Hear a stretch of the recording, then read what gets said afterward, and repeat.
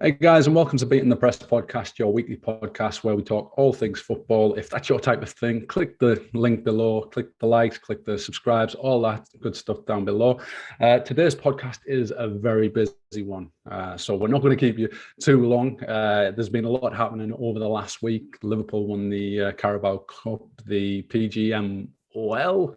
They've apologised to Everton for obviously the mistakes that were made during their game against Man City.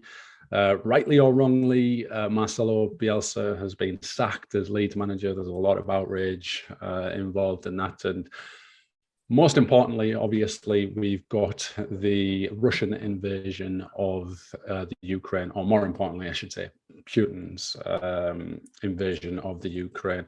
And that's where we're going to start today. But first and foremost, I just introduced my co-host, the brilliant Ty. How are you doing today, Ty? You all right? I'm good, thank you. I don't want to start by correcting you, but I feel like I've got to, because I've been educated this week. It's not the Ukraine, it's just Ukraine. Okay. I just heard it and I was just like, it's bugging me. I heard it on Twitter and I was like, you know what? Come on, we're better than that. We're a world famous podcast, you get it right. But no, I'm good. How are you? Yeah, I'm well. Obviously, it's Pancake Day. It's the second biggest day of the year. Well, calorie-wise, second biggest day of the year for me. So all is well. But obviously, we've just got past the whole COVID. Well, we're not even really out of COVID, and obviously now we've got a new disease that should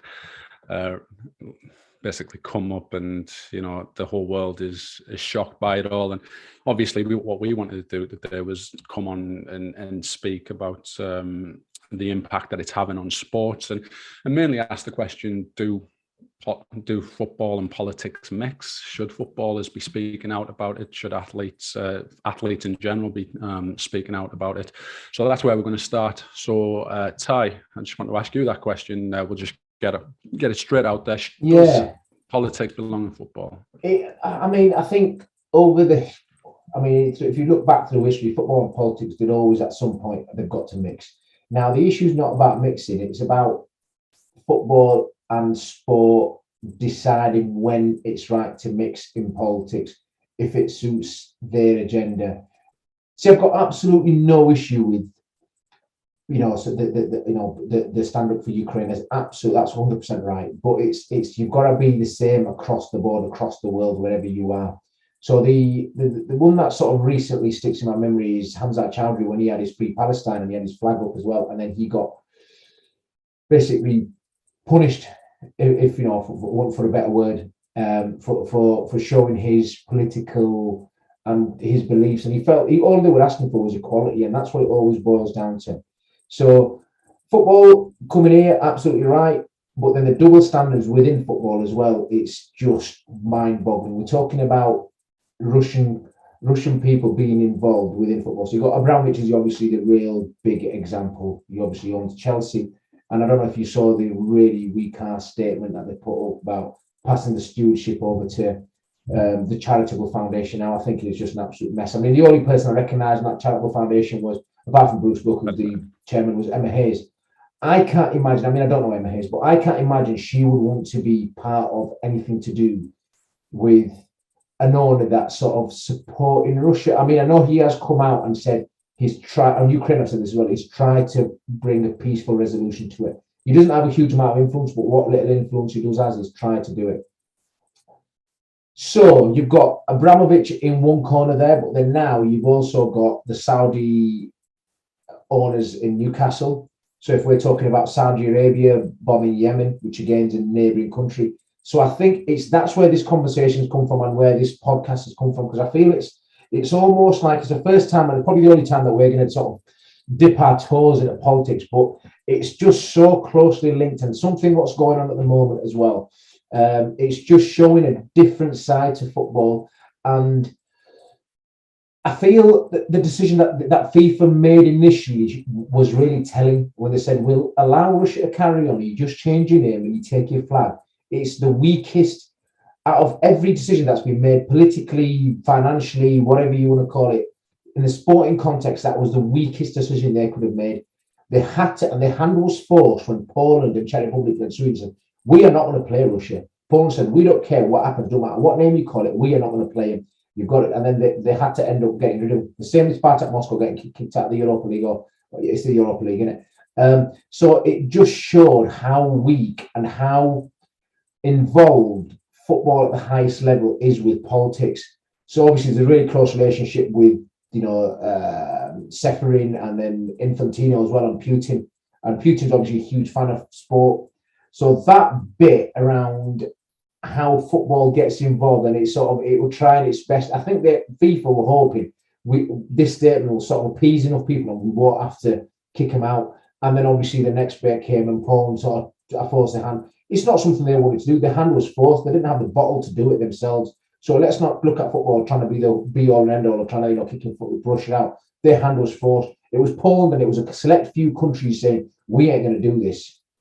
I've gone on a bit, so I'm sure you want to come in. No, you're spot on. I think, like you're right. It just goes to show how detached from reality and detached from the supporters that the elite, the high level of FIFA, UEFA, whatever you want to say, they're so far detached from the fans. In that, I was like really proud of, and I have been a lot of football lately, like players, clubs, that the way that they stand up for BLM, the way that they stand up for equal rights, and also, the way that they went about getting the message across with this invasion, and for them to come out with, we'll just essentially let Russia play, but without their flags, without them calling them Russia. They're Russia and everything but name and what national anthem. So that was absolutely ridiculous, and I'm just glad that the club stood up to that. And again, you are right about Putin. He's got a love of football. Obviously, we were only in their country three years ago. Was it 3 years ago for the World Cup? He had the whole world there. Everyone was there to see, and it was kind of like, it was almost like it wasn't really Russia that the world was seeing. It was more like a show for the world of, look how, I'm the same as you guys, but essentially nothing in reality has changed. But the great thing about football is obviously it's the world game. Everybody plays it. I'm presuming it's Russia's biggest sport, and fair enough, you can have these propaganda machines that are putting out all these stories in Russia on the news channels and what have you. But what they can't take away is the Carabao Cup final, for example, Liverpool versus Chelsea. How many people are going to be watching that? You cannot shy away from the fact that they're all stood around a Ukraine flag. If Russian people are watching that gets a message across. Yeah. Contradicted everything that those propaganda machines say. So football and politics, it shouldn't mix in a lot of occasions, but I think they've chose the right moments most recently when to actually step in. I think they've done a great job. Just in relation to Abramovich, obviously he brought out that statement, and there was a bit of an uproar because I think you used the term Ukrainian conflict or Ukraine conflict as opposed to the Russian invasion. And then obviously Chelsea came out the next day and they kind of clarified things up, saying everybody at the club is in agreement that they hope that the situation ends. I was just wondering, your opinion on the Abramovich thing. Do you think it was more to save face that he's involved in it? Do you think he does have more of an influence than what you think? It's an interesting one, because I heard on Sky News today. I mean, I think the Ukraine foreign minister, I'm not entirely sure, someone sort of high up in the government, he said he appreciated Abramovich going out of his way, and he is one of the people that are actually doing it, not just saying it, not just trying to save face, and he's actually gone and is trying to engineer a peaceful resolution. He doesn't know how much influence he has. I doesn't imagine it will be too much. But the fact that he's doing it and trying it, I think that goes a long way to sort of show what's going on. But I mean, it's always interesting because he's obviously a multi-billionaire, and the ruble's gone to the lowest it's ever been. They're getting cut off from the Swift bank account, and it always comes down to money. I've always said this: whenever you've got some sort of whether it's a racism issue, whether it's war, whether it's anything where you want a response, a peaceful resolution in this case, but a positive outcome, the only way you do it is by hurting people financially. unfortunately, that's just the way human beings are built. What matters to them most, apart from getting someone's son or daughter or mother and putting a gun to them and say, do this, or I'm gonna, it literally is, you know what I mean? We're going to take, and he's obviously realised he's got a lot of money, he's a multi-billionaire, he's got £1.5 billion in Chelsea that they owe them. He's obviously saying, right, we need to get this sorted and do it. I mean, the nearest example I can think of is the Azim Rafiq case recently in the Yorkshire. So Yorkshire didn't really do anything apart from when the sponsor started pulling the money out. And that's when they get, you know what I mean? So it's a similar case to that here.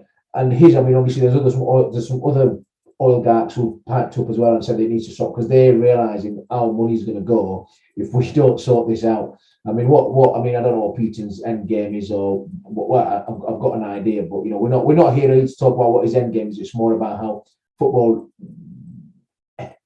has that really murky relationship with some very questionable characters.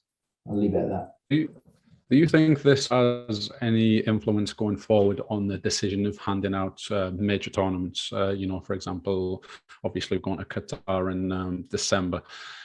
There's a lot already being gone into the awarding of that World Cup. I'm presuming it's too far to review anything like that. I mean, the World Cup's in what, 8 months' time, whatever, 9 months' time. You're never going to move it now. I mean, they've spent billions in getting new stadiums together and doing all that. So FIFA, I mean, decades ago, I know they said they wanted to get a tournament in every continent, which is absolutely fair enough. But it's got to be a fair way of doing it. You can't just go and give it to the highest bidder. Now, Qatar have obviously they're a rich country. Do you know what I mean? They don't really need any more money for FIFA.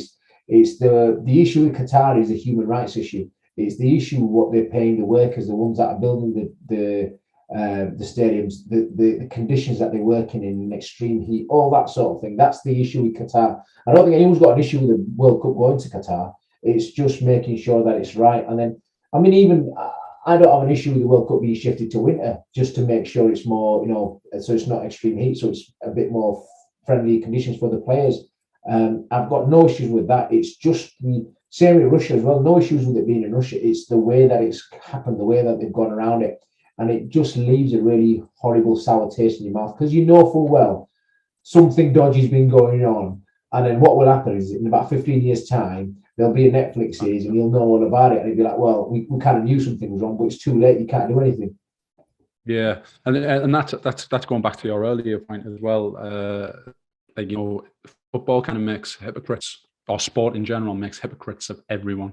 You know, we all watched the Russia World Cup. You know, we kind of have an idea of what Putin's all about, not to this extent, but you know, we all had an idea.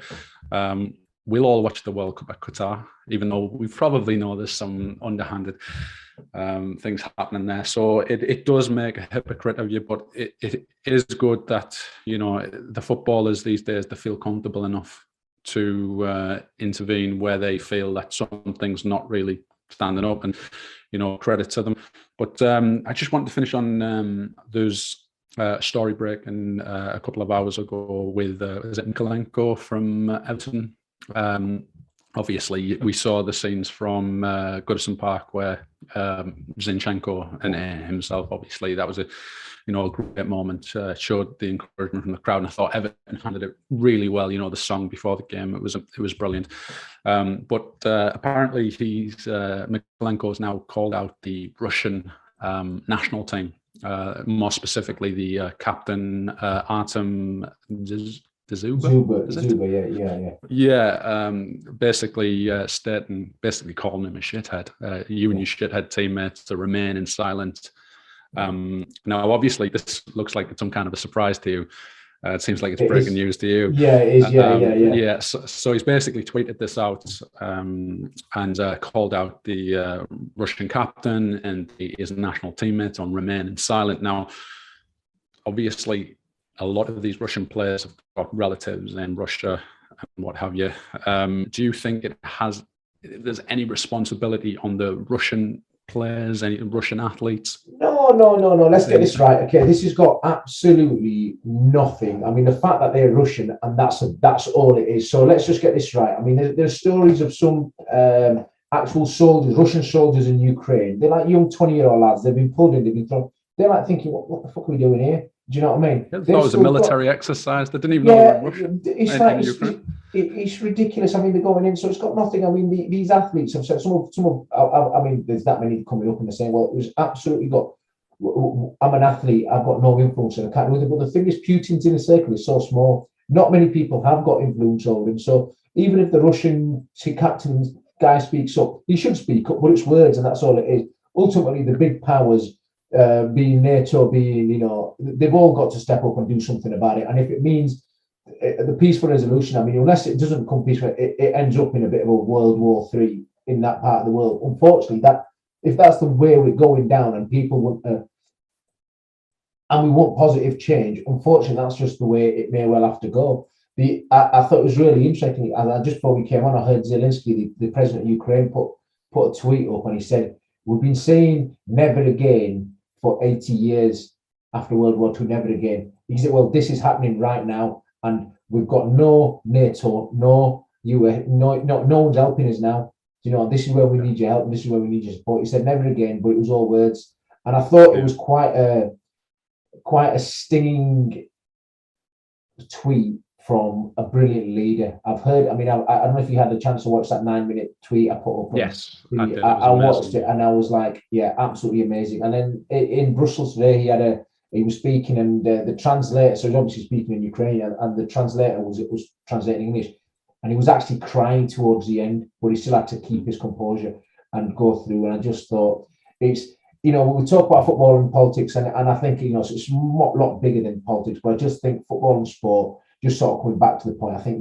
we've just got to be, there's got to be very careful double standards. It's horrific what's going on there, but we've got to show the same outcry when it happens in other parts of the world, and FIFA especially, because they're FIFA, they know what I mean, the governing body for the world. Yeah. So it's not just Europe. Whenever we've got a lot of pressure from Europe and let's do this. So if it's happening in Asia, in fact, it's happening in Africa, we've got to do it. And if it means saying to US, you've attacked X amount of countries, you're out of the World Cup, you're out of the FIFA World Cup. Do you know what I mean? It's almost got to be that. We've got to show something a bit more. I mean, they'll never do it because they don't have the bollocks for it. And up against America will be like an absolute, you know, they're an absolute machine.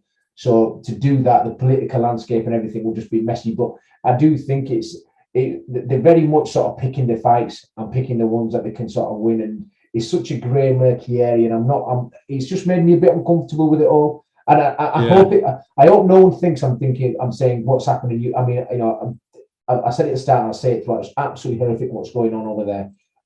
But it's just the relationship between how football picks its political allegiances will probably be the best way I say it. Yeah, you're perfectly right. At the highest level, it's very suspect. You know, below that, I think football's generally got good people involved. Obviously, fans and you know, it's a working man's sport effectively. But yeah, it's you know, we don't want to put across too many political views in and all. But like you, I think this is essentially the beginning of a new world war, and Ukraine are on the front line. And you know, I'm not going to say whether we need to get involved because it is very, very difficult and touchy to go across. But again, going back to our original point, the exclusion of all the national teams and any involvement, obviously, is it Spartak Moscow? Have they been kicked out of the Europa League? We obviously mentioned that Putin's a big football fan. Now, you know, obviously these sanctions, you know, there's many sanctions that are hurting them, particularly, you know, like the removal of SWIFT and all of the other trade agreements that they're essentially going to lose out on. How significant do you think the sport inside has played in that, you know, essentially they're going to be banned from any kind of sport? And obviously it's going to hurt the people. Is it going to have any kind of impact on Putin's decision making or anything like that? No, I mean, let's be honest. I mean, Putin, as much as we all think he's a psychopath, I've got no idea. The thing is, psychopaths are sometimes smart as well. I think he's obviously worked out the sanctions that are going to come. He would have known, he's like, if I keep escalating this, and he might get to a point where there is really rich mates and the ones that are powerful within there, because it's always, Putin may well be the president, but there's always a chance, there's someone slightly more powerful than him who's going to think, right, okay, we're losing too. There's a lot more money we're losing here, because you can be a bit more smarter and pull your troops back or whatever it might be. So I think, in terms of the sanctions, he would have known, and they've already said it. So we know we'd already planned for these sanctions. So the ruble going the lowest it's ever been, being pulled out of all the sporting, out of all the Olympics, out of all the FIFA and whatnot. So I think he's got that in plan, but I don't think it's going to make a huge difference. He's not suddenly going to say, oh, if you keep rushing the World Cup, I'll pull out my troops. Yeah, I mean, you know what I mean? That's not going to happen, is it? I'm kind of hoping he didn't anticipate for as much of these sanctions, because if he has anticipated for all of these, where do you go from there? It's kind of like sanction. He's like, I've got nothing to lose now. There's no reason for me to stop what I'm doing. Essentially, I think he thought it was going to be over very quickly before a significant amount of sanctions are going to be inserted. But just to segue, you mentioned there that obviously this is no fault of the Russian people whatsoever, or the players or anything like that. They're in the dark. They're just as much outraged. You can see it on the streets of Moscow and that. And also, I do feel sorry for the Russian athletes who are having to answer all these questions, and also specifically, I feel sorry for Tuchel in the week building up to the obviously the Carabao Cup final. Today he's had to answer a lot of questions in the media, and you can see that he's getting totally fed up with it. So I think, sorry mate, I was just going to say, we've obviously spoke about how football has double standards to an extent, and society in general, but I think football especially, and the people that are linked to it as well. So just sort of linked with this, and it's just something that's been playing on. It was the Kurt Zouma incident. I think we haven't covered, and I think it needs covering as well. So Kurt Zouma, obviously, he drop kicked a cat, and then he slapped him. Horrific, absolutely no place for it. And the outrage is where I'd question is where my concern comes in. Okay, so absolutely horrific, but the outrage that you got sponsors pulling out of West Ham, you've got all these people kicking off. Now, we've seen a lot of racist incidents within English football after England lost the Euros. I was there, loads of other incidents as well, where there's not been the same outrage. We had sponsors pull out because animal welfare wasn't as it should be, 100% agree. But being anti-racist is as equally important, if not more important. Do you know what I mean? So I think there needs to be, football needs to have a look at itself, and we can talk. Society. We can talk about society. That's a separate issue. Something probably too big. Not too big for us, but it just take on forever for us to cover it. But just in terms of football, I'd like to take your view on it. And I don't know if it's just the way I see it, or maybe I've got my head buried in the sand. I just thought it was too much, but I just felt the outrage that Kurt Zouma got. Again, absolutely not right. And I thought it was telling that David Moyes picked him in the games. Do you know what I mean? And then the other incidents that are happening, for example, Saka getting racially abused online in the Euros, fans abusing players in stadiums. Do you know what I mean? So what's happening there? Because those fans are still affiliated to a club. Whether you say he's no fan of ours, they're still affiliated to your club. So sponsors could quite easily have gone vegan. Do you know what I mean? There's a lot of more that could have happened and done, but it seemed to be a lot quicker. We talk about action. Wow. The action, I've never seen it so quick. And I thought Michael Antonio made a similar point to me, actually. I think he got pulled. He was driving down in the old, had a redneck wound the window down in his car. But he said pretty much what I've said, and I was like, it's hard to do. He wasn't condoning it. He was just saying, I absolutely, it's right. It's not wrong. But where's the same outrage when when players are racially abused? And I thought that's a fair question. And sponsors have gone very quiet. Do you know what I mean? So I just think we talk about double standards. It's absolutely huge in football. Yeah. No, yeah, I think a lot of this has to do with the fact that, it's a very rare instance. It's something which has never been seen. I would say never been seen in football before. It's something completely different. Racism as as awful as it is something that we battle with every day. Me and you personally have battled with it throughout our lives, and you see it in football on a weekly basis. You could probably name scenarios all across Europe. I think you just made an interesting point there, and I think it might help me get it around in my head as well, instead of just thinking the way I've been thinking. So there's the wars in, say, Afghanistan, Iraq, Iran, Central Africa, Israel, Palestine. They've been going on so much over the years, over the decades. When it's the first time there's war in Ukraine in our lifetime, on your front doorstep, in Europe, effectively, and that's why there's the same outrage as, say, the Cat and Kurt Zouma as there is now in Ukraine and thingy. So that probably clears it up. It's not right, but it helps. I think it makes sense for me, but unfortunately, we're not. It's a bigger issue than just football. I like the way you've compared the two of them. I didn't actually mean to do that, but it just came to me. It helped me clear it up, and I thought it makes a lot of sense. It doesn't just think we're just banging on the anti-racism drum, which we absolutely will and always have and will do. It's not something we're going to shy away from. Like you say, when it's on your front doorstep, obviously it's going to be something that hits you. It's like, right, it's close, it's near us, they're pretty much on top of us. So, but with relation to this, I do think the outrage has a lot to do with the fact that it's something that we've never ever seen before. We're a country of pet lovers. You've got a cat, I've got a dog. Honestly, I think if this was a dog, we are very much more so a dog country. If this was a dog, Kurt Zouma would never play. And I'm pretty sure by the reaction that happened. And, we both love our animals and everything like that. The reality is this is not on a level with racism. It's not that, I really feel like I'm setting myself up. If he killed the cat, if he'd done something like that, he harmed the cat. Yes. And it wasn't wise, but you're totally right in a sense that the outrage is gone above and beyond. As much as I do agree he deserves all the pelters he's going to get. People are saying that he should completely be kicked out of football. Are you kidding? Eden Hazard wants to kick the ball, boy. I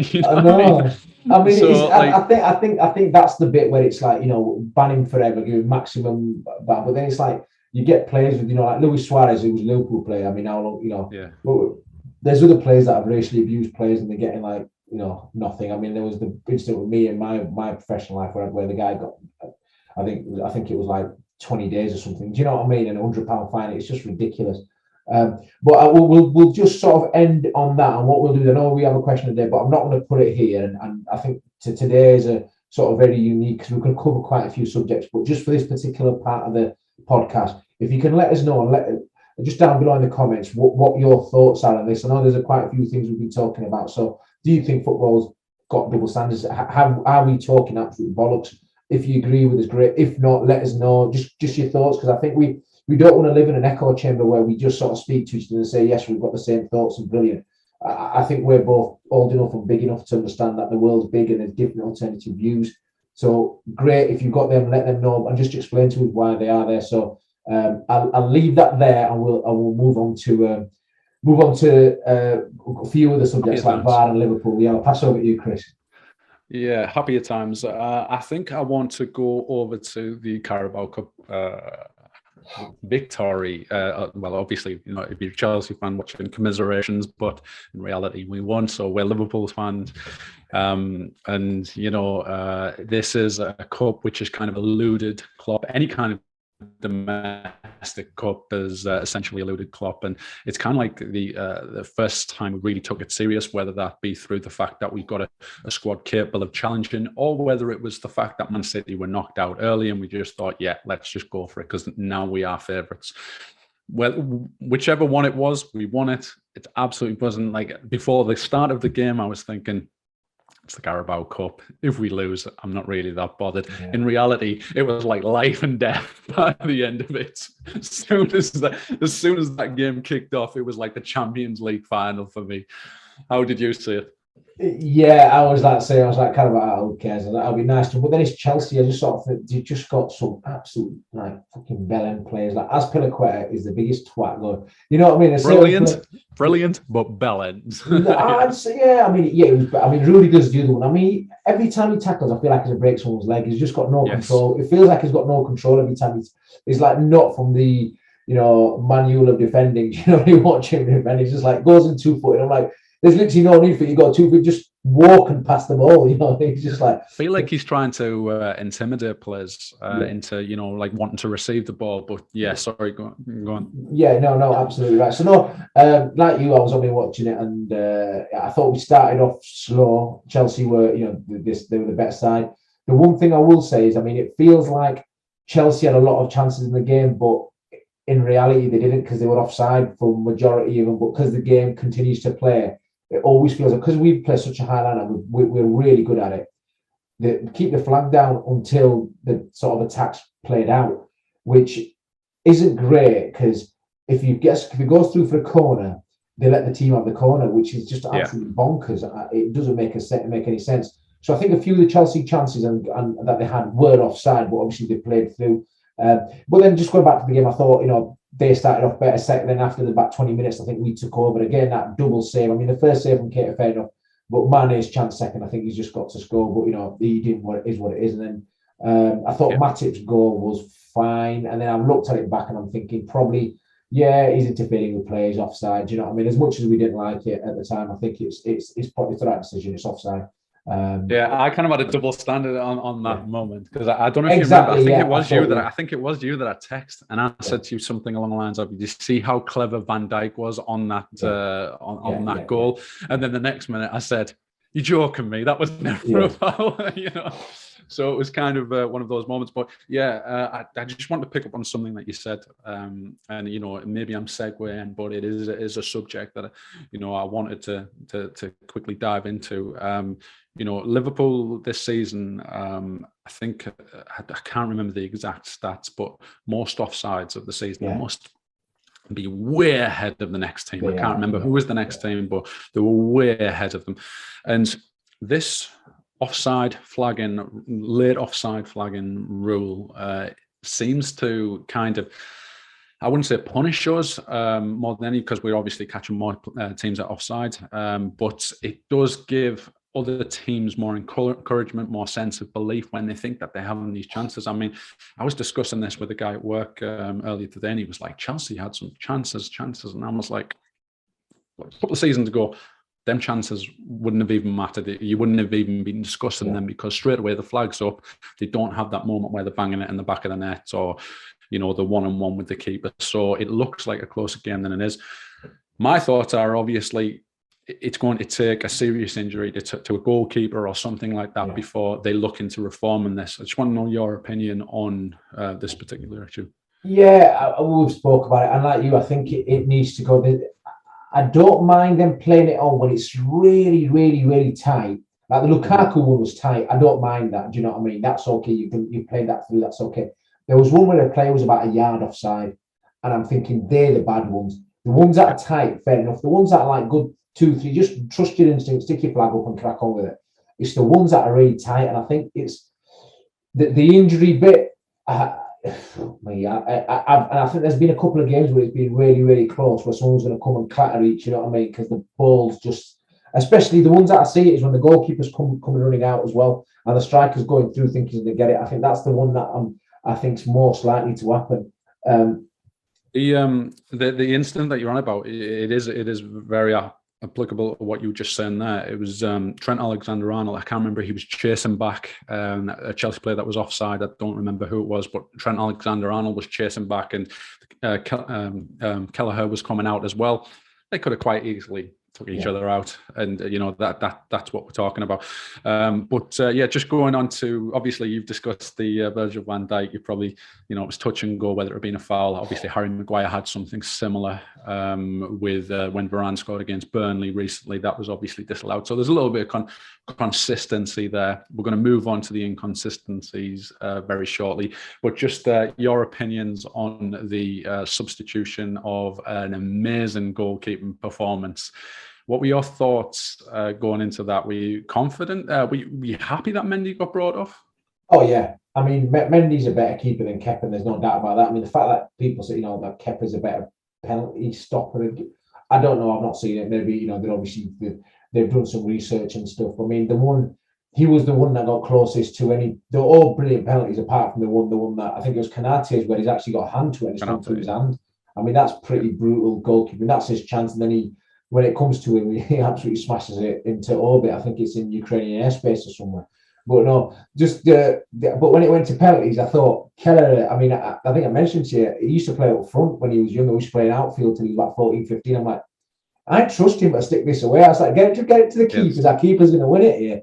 And then and then when Kepa spends, I'm like, I've literally got no idea where he's going to go. The only issue with it, I'm not a fan of, is the new camera angle that they've got us bang on there. I like the old one, it used to be a high up. And I agree. I don't like the one. I don't like the way. And the one that I did enjoy was the two that I did enjoy were Van Dijk and Fabinho's, by the way. I mean, Fabinho's little Panenka, it's like all that. I mean, I'm glad Kepa did what he did because of all the twattish behaviour that he put the players through. Do you know what I mean? Just stand back on your line. If I was a ref, I'd have gone yellow, off you go. Now dig your drum and go. Do you know what I mean? And then the Van Dijk one was just absolutely. I mean, it's just massive cojones, isn't it? I mean, who does that? You've got the rest of the goal, and he puts it in his side. You know what I mean? I was like, yeah, look at, and then the look back as well. It was just unbelievable. I'm not sure whether Van Dijk meant that. I don't know whether he meant it. Like afterwards, obviously, he gave him the look, but I've done something similar. Nowhere near as much power. It was actually a complete fluke that went through the keeper, like where the keeper's just standing on one particular side and you're thinking, he's bluffing me, I'm just going to go that way. And you're like thinking, why did I go that way? I could not for the life of me think why Van Dijk wasn't going to go the right foot. At least he stuck with his side regardless. Just on on the camera angle, there was the Alonso penalty. The Alonso penalty, you could not see him to actually take that penalty because he actually covered the angle where the ball went into the bottom corner. They've got to get rid of that angle. There was nothing wrong with the old one. They're trying to make it look like FIFA for some reason, which is ridiculous. But like you, I was absolutely buzzing that Mendy got took off because, you thinking I don't know the heights of the two goalkeepers, but just thinking about the stature of both goalkeepers, I know that there are obviously the smaller goalkeepers that will be brilliant at penalties. But if you think of the type of game that he had, and then our players thinking we can't beat him in 120 minutes, we've threw everything at him. Mane missed from a yard out with an amazing save. He should have scored, but he still managed to do that. And then to take him off, and you've seen the moment where he knows the camera's on him. He's playing with the ball. Kepa. He knows the camera's on him. He's playing with the ball. He's doing all his stretches, and he's thinking, "Yes, it's going to be my moment. I'm going to be the hero." And obviously, it must give their players a psychological edge, and the mentality side of it, what it's like in a penalty shootout.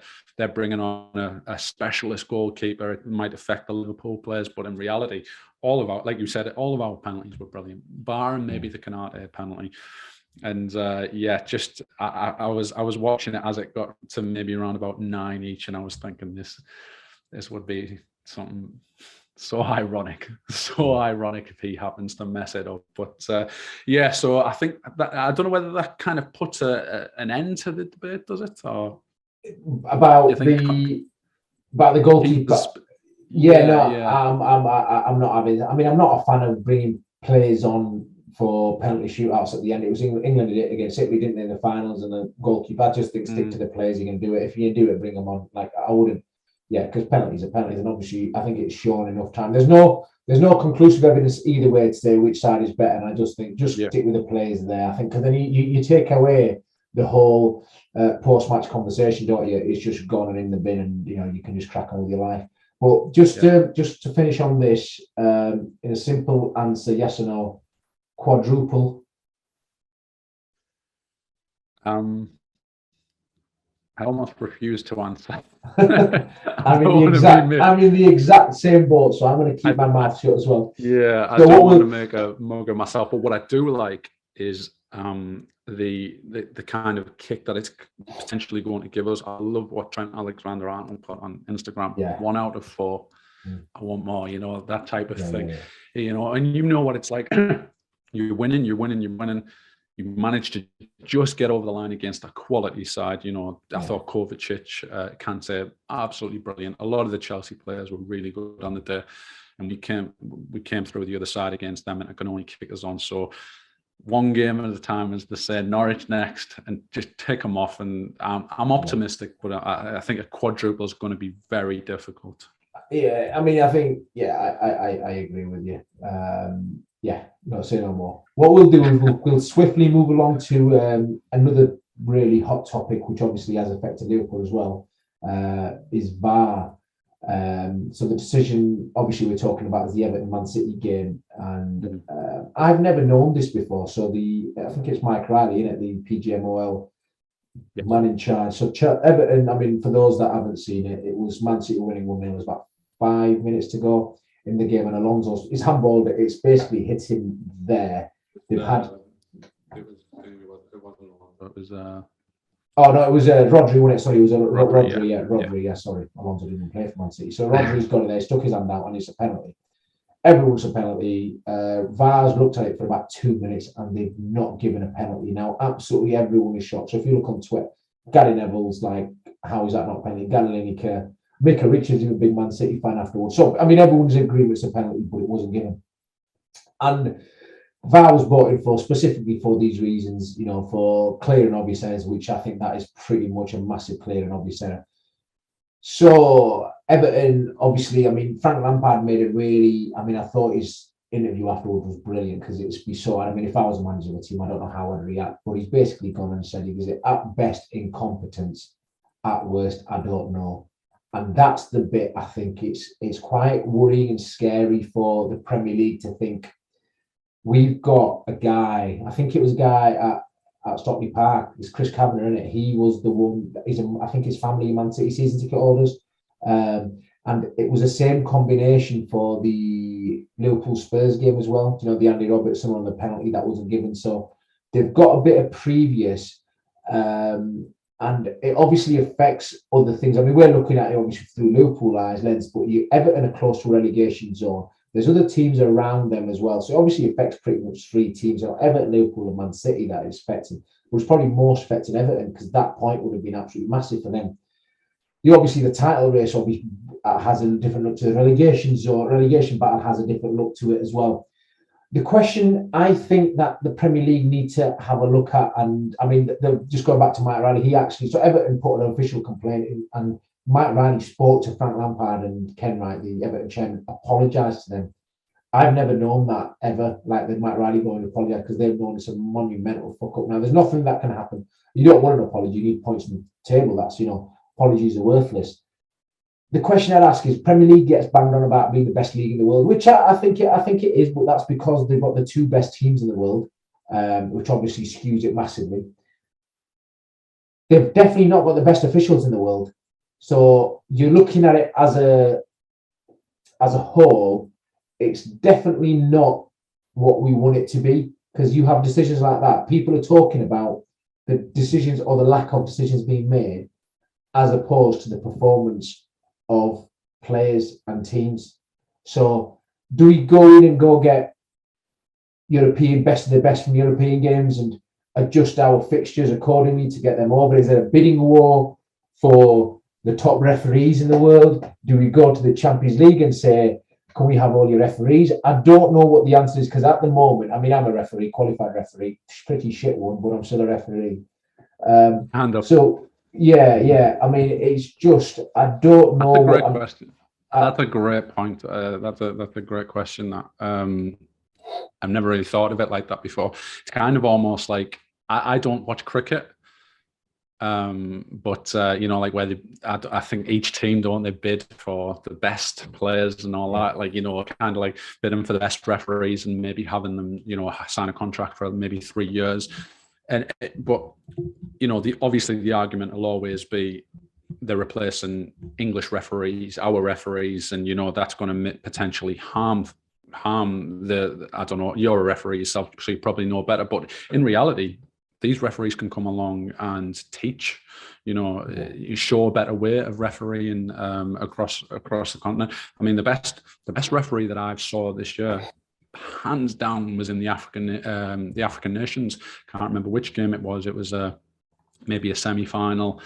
And he overturned a couple, I think it was one of his decisions. Someone might be able to remind me who it was.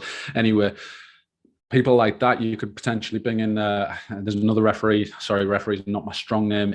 Strong subject in Spain. There's the top referee. So if we have got the best brand, best sport, we've got the most money, why not bring them in? Because what we want to achieve is, the best all around, and obviously the best outcome for every game. But like you say there, Everton are obviously looking out for themselves. They do not care one jot about Liverpool. Yeah. But in reality, this affects Liverpool just as much as it does Everton. Yeah. And, I tweet, I very rarely tweet, and I put it in the tweet that they will apologise, and it'll mean jack shit to anybody.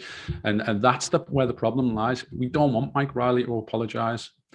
The reality is, it was Chris Kavanagh that got it wrong, and Jurgen Klopp said to him, he is the only referee, you are the only referee that I have a problem with.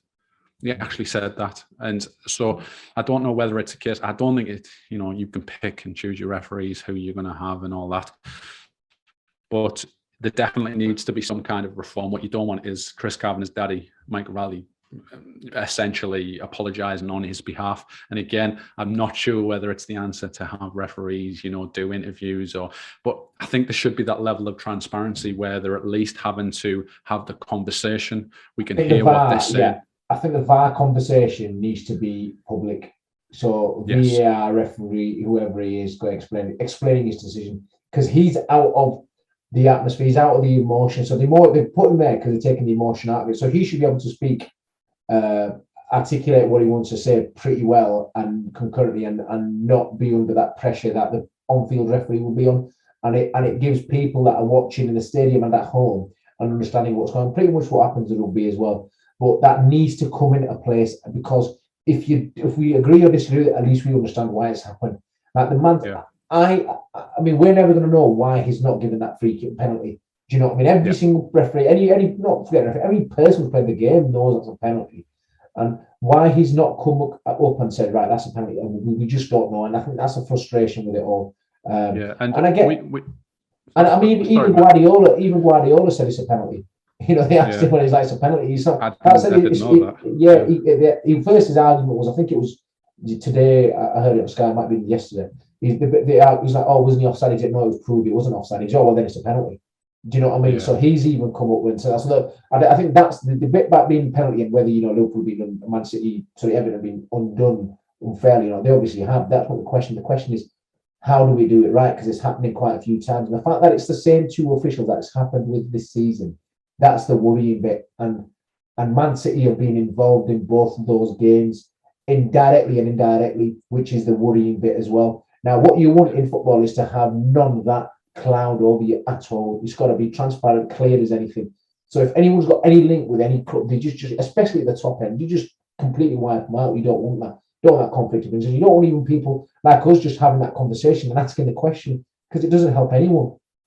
Yeah, like I've got the most biased Man City fan at work, and I fully went into work expecting him to say no decision. His reasoning was it was offside. Once I clarified the fact that that decision wasn't taken into account, it's got nothing to do with that. There'd be no reason for them to apologise if there was an offside decision involved in the whole makeup. He instantly said penalty. And I never ever thought I would say that. And I haven't seen a single person who said that it wasn't a penalty. The argument was, I don't know whether it was where the T-shirt. It's where your T-shirt is, but it was more like down there. I mean, it's a penalty. Yeah. There's no argument for it. Yeah, it wasn't clear in that area. You cannot say that wasn't clear. And obviously now that potentially, we've got to clarify that Man City have done nothing wrong. Rodri just looked guilty as anything. He could tell you that was a penalty. Man City have done nothing wrong. At the end of the day, it's down to the officials. there's no saying that, Everton weren't going to go on to miss the penalty, or Man City might have got a very, very, however unlikely, late equaliser. But the last thing I just want to ask you about is, do you think there should be a difference between referees and VAR referees? You've got to be a referee to be a VAR referee, regardless what level you become as a referee. Do you know what I mean? I should probably clarify that question. So you can be a referee, as we all know, and then you can be a footballer who makes the decision in VAR terms, for example. So for example, one of the arguments was made that was the ball spun up. The ball spun up to Rodri's arm. Right. Because it took a deflection. It was going to. The reality is, a footballer knows when a ball is going to spin. They know that it took a deflection. They know it's going to happen, regardless of whether you put your arm out or not. A footballer knows that that's going to happen. Me and you know when a ball is going to bounce a different way because of how it's going to spin. A referee should know that, but a former pro would definitely know that. Do you think there should be some kind of, maybe former pros into the? I think that if it's a former pro, they've still got to do the refereeing course. I think you've got to have an official referee in there, someone who understands the law and everything else. But then I always think if you're going to have an ex-pro in there, he's got to understand the laws of the game. Maybe not to the extent of a really experienced referee, but you've got to understand the laws of the game. Having two people there and having someone who's played the game as well. That's the argument that gets put up against referees. And yes, I'm a referee, and I've heard referees do my head in, by the way, but they just talk about the law of the game as it's everything's written in law. Now, the Premier League is very much, some of the stuff is the stuff in law that is open to interpretation as well. So that's the bit where you've got to sort of have that alternative. Someone's played the game and understood it really well. So it's finally happened. When I say finally happened, I'm not sure how I actually feel about it. Obviously, I'm talking about Marcelo Bielsa has got sacked from the Leeds job. Now, obviously, I think they've conceded a record number of goals in, I don't know whether it was a calendar month in the Premier League. I'm not too familiar if that is the actual fact. I think it is. I can't confirm that. Now, I just want to know, obviously, you're around the Leeds area. There's a lot of strong opinion on there. I've heard a lot of it on radio itself, but you are actually on the ground floor. Can you tell me, obviously, your reaction to Bielsa being sacked? Do you think it was the right decision? You ask the fans, absolutely not. I mean, Elland Road's 10-minute drive from where I live. I've got guys in my footy team that are Leeds fans. It was funny enough, one of the guys had a ticket for the Leeds game, but I managed to persuade him to play because we were short, so he played for us. So I've got quite a few Leeds mates who are fans, and obviously some go to the games as well. The emotion, the feeling from those and from Twitter and social media, you can gather is the vast majority absolutely trusted Bielsa. They feel like everything's on the board. They've panicked. They've made a rash decision. So you've got to think. Obviously, Phillips and Bamford have been out injured for a while. The next run of games are a lot easier. They basically play who they play. They play the top teams. They played Liverpool. They played Spurs. They played Arsenal. They played Man United. They played as well. So they basically played all these teams that are going to, are probably going to beat Leeds regardless of who they've got. So how Leeds do perform is against the bottom half teams, and generally they've got a good record against them. So the bit about Bielsa, I think you've got to understand the history of the club and the fans. So Leeds, before Bielsa took over 16 years without the Premier League, they were a nothing club. Do you know what I mean? Yeah, different managers come in, they weren't going anywhere. Bielsa came, and this is what you'll find: he gave the club its soul back. And when people say that, sometimes it's a bit cheesy, a bit blasé, but you've got to really understand what it means to the club, because Leeds is a massive city. It's a massive footballing city. The fans are really passionate. Especially the Man United game, if you remember that when it went 2-2, that atmosphere was absolutely brilliant. Gary Neville said it as well. Yeah. This is a horrific place to come play football. The atmosphere is electric. They're on you all the time. So the club and the fans really understand that.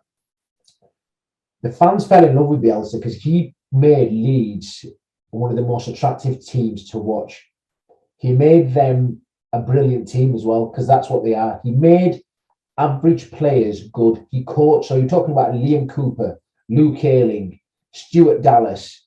These aren't great players. Patrick Bamford got knocked back by Palace. He only got binged off the championship striker. There was nothing to him. Calvin Phillips wasn't the Calvin Phillips we're seeing now. Meslier wasn't the keeper that was. Do you know what I mean? So all these players that are now coming out and saying thank you to Marcelo Bielsa because of what he's done. That's what you've got to understand. He converted a pretty average team into one of the best in the land. Apart from, say, your top 6 or 7 teams in the Premier League, they could go. I mean, they beat Man City as well away. So they're not like because he had a philosophy and he was never going to budge from it. We live in a world now where people say, "Oh, wouldn't it be great if someone stuck to the philosophy instead of?" He never budged for it, regardless if it's Man City away, Liverpool away. He's going to go toe to toe, front foot. He's going to press wherever you are. And if you get beat, he's obviously asking players' ability that aren't quite up to that level, but he will never budge from his ideas. You ask Guardiola, he sees him as a mentor. So he's regarded as one of the greatest coaches of all time. But unfortunately, we live in a results-driven business where decisions are made in America for Leeds United. Do you know what I mean? So they've obviously, he's gone and Jesse Marsh is coming, no danger. So I think you've got to understand the bigger picture behind why there is so much emotion to it. And Bielsa connected with the fans, the community. If you watch after he left at Thorpe Arch, he stood about signing please and he kept saying thank you to everyone who were there. There was emotion, there were people crying. But who does that happen to when a manager gets sacked? It doesn't happen, does it? The manager gets sacked, you don't have fans crying, do you know what I mean? So the people, I've got mates that are really emotional about it, do you know what I mean? And really pretty pissed off with the decision as well. Yeah, you know what's weird for me is that I don't know. I think he spoke English, but it wasn't the greatest English. Yeah. Usually you have that a bit of a detachment from the fans, which definitely wasn't there. And usually when a manager gets sacked, it's because the fans are out crying. There's uproar and everything like that. But obviously, this is a decision that's been made totally, like you say, from across the pond. It's not something which the Leeds fans are privy to, because obviously they would have kept them. But you kind of live by the sword, die by the sword. And I do feel that the best managers do tend to stick to their guns. They do, they don't tend to, change their ways just for popular opinion or anything like that. It has kind of bit him in the arse because obviously, like you say, he was missing Bamford, he was missing Phillips, Cooper. I think that's another one he was missing as well. So if you take out it's a spine of your team effectively. Yeah, essentially, one of your top defenders, your midfield, your best midfielder, your best striker. Essentially, you take that out. Any team, he's going to come across difficult results. So I think there's two things for me. I think the bit about his philosophy. I think if you ask majority of Leeds fans, from what I've heard, that they were happy. They were not bothered if they went down with him because they knew they'd come back up with him, but they wanted him in charge. Do it wasn't the issue so the way he plays and his philosophy, and I think it brings up the question about philosophy. So I've done my coaching courses, and I think there's always a bit about what's your philosophy and would you ever adapt and do it. And I think we live in a world now where it's easy. If we're playing football and you're getting beat and you're thinking, well, this isn't working, I'm going to change my style of play. I'm going to play a bit more direct because I don't really want to play at the back. I don't want to play that risk football where there's a chance he gets pinched and the team's got an opportunity to score. I want to tighten up. Do you know what I mean? Yeah.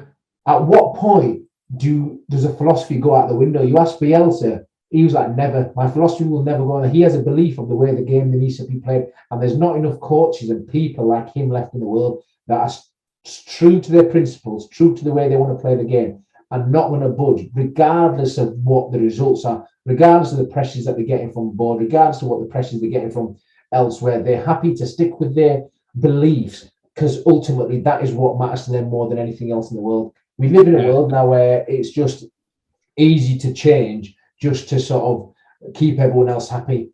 But he stood by his belief, and I think there's a lot to admire for that. And I think Leeds fans got that. That was the biggest thing. I think Leeds fans appreciated that, and they got that. And that's where the anger's coming from, I think. Yeah, you've got to ask yourself as a fan, what will my club eventually stand for? Can you see potential for growth? Can you see a different style of play? Am I going to enjoy it? Now, obviously, we criticise the likes of Sam Allardyce and co. That was potentially muted in the background. I'm sure Leeds fans would have hated that. But regardless of Sam Allardyce, he has a style of playing. but his style is more a tribute to getting points on the board, keeping you safe. It to hell with how it looks or anything like that. And if you want to progress as a club, if you want to take forward, I don't see too many teams winning the league by putting 10 men behind the ball. Essentially, Leeds want to get back to where they are going toe-to-toe with clubs. So when they are going toe-to-toe with the likes of Liverpool, it is probably a suicide mission, but it's great to watch. But when you go and, let's say, take on a Brentford, for example, you are taking them same philosophies into those games where you're likely going to dominate a game, and your team is learning by a principle which you can play for in the future. Now, they could have quite easily have went a different angle to try and keep themselves up this year. Now, I'm not going to claim to know anything about this new coach that's come in. This is the first time I've ever heard of him, Jesse March. So yeah, he used to be the manager, at Red Bull Salzburg. So Haaland and Minamino used to play. They played against Liverpool. Yeah, so they've got he's a good manager. And he was at Leipzig as well. He was there, so he's actually got some good pedigree. He's a good coach. He's a good manager. He is a good manager. So to continue, so that's what I understood. I only knew about the Salzburg link, and obviously they have a kind of like a club-wide philosophy, the way that they like to play. From what I gather, it's that German.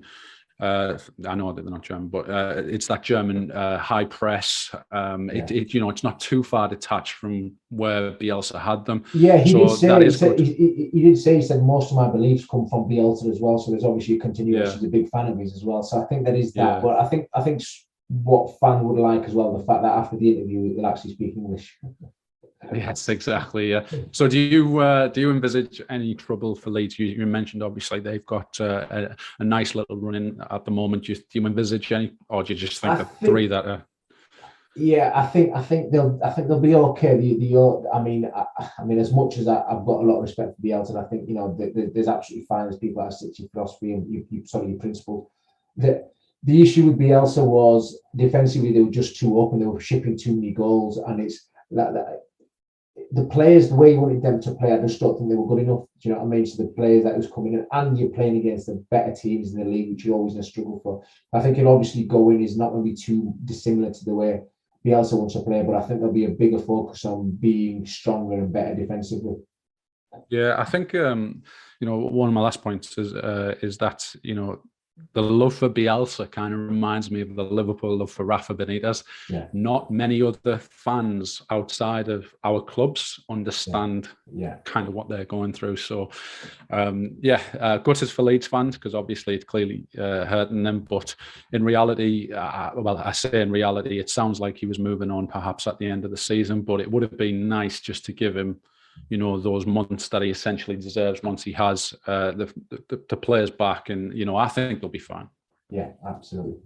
Right, guys, that brings to the end probably one of the longest podcasts we've done, but we had a lot to cover, so we thought, let's just smash it all in. And as always, guys, we normally do put a question a day, but I think we've had that many topics. What we'd ask for you just to put the comments down. Anything that we've said, you disagree with, agree with, let us know. There's obviously Leeds fans, Bielsa stuff, get stuck in. The VAR, I think that was just ongoing. And then obviously the stuff around football, politics, and the double standards that it has around certain subjects. And, if it fits the narrative and it fits its own agenda, they'll absolutely pile in. So, yeah, just let us know, guys. Comments down below. And, we do say we will respond to every single comment that you do put down. And those of you still playing fantasy football, carry on with that, crack on with that, and we're nearly at the business end of the season, so you can win yourself some money. Sorry, guys. I tell you what, and also just put in the comments section how we're doing, because I don't know how we're doing. Yeah. Just keep us updated. Are we doing okay? No, yeah. We're these two guys. We've got a couple of mics, and we're just looking at a screen and talking. We're just talking. This is what we know we'd do without a camera. So it's just this actually helps. Actually, one of the best things about the podcast is I've spoken to Chris more than I would have done without the podcast, because we only would have just texted. At least this way I feel like I'm seeing him a lot more often, so it's just helped our relationship a lot. That's actually completely off the left field, but it generally has, because he'll tell you the same, but I don't think we would have been in the wouldn't be ringing each other for an hour. potentially doing an international podcast. Potentially, we will. I think we can. We're both going away at the end of the month to Lanzarote, so I think we'll do one by the pool. We just take our. We'll take a tablet and we'll release. There'll probably be no editing there or something, or we'll have it set for us. And I'm sure we'll figure something out. Right, guys, that's enough for us from this week. We'll see you on the next one. Bye. See you guys.